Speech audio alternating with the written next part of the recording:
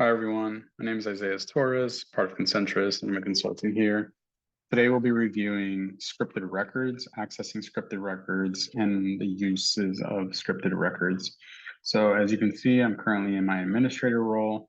I'm using a demo account and going to be showing the scripted records page.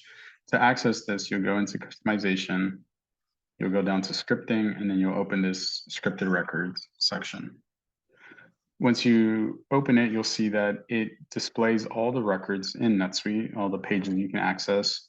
And here, this is very easy and useful to identify where the script could be if you're currently using any scripts and you know it's tied to assembly builds or cash sales, sales orders, things like that. So we take a look at, for example, cash sales. You'll hit view. And once this loads, we'll see this new screen that displays our user event, client event, custom forms, workflows, and so forth. The use here is to easily identify what scripts are on a page. And as you can see with the user event scripts, it lists out the different scripts where you have set to this record. Same thing with client scripts and then workflows. Currently, this cash sale does not have workflows, so we don't see anything here. But if this cash sale record had workflows, we would see that here. And it's easier to identify than going into customization script or script deployments. If you're less technical, this would be a little bit harder to identify the script unless you knew the name, and then script deployments as well once this loads. But as you can see here with scripts, it lists out all the names, the type, and can be a little confusing if you are not familiar with it.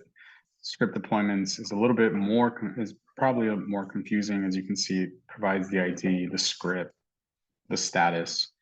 This way, using this page, you're able to select a page that you know the script is located on and kind of go through the options and identify which one may be causing issues, which one may need additional work, things of that nature. Same thing with workflows. As you can see, workflows are listed here. Workflows would be under customization workflows. If you're not, again, familiar with the name of the workflow, this may not be as useful, whereas you can go to a script, the scripted records, open up a page and see what workflows are on there. And it's, like I mentioned, a little bit cleaner to work with and review records than accessing scripts, deployments, or even workflows themselves. That'll be it for today's short and sweet. So if you have any questions, feel free to always reach out to the Concentris team. Thank you.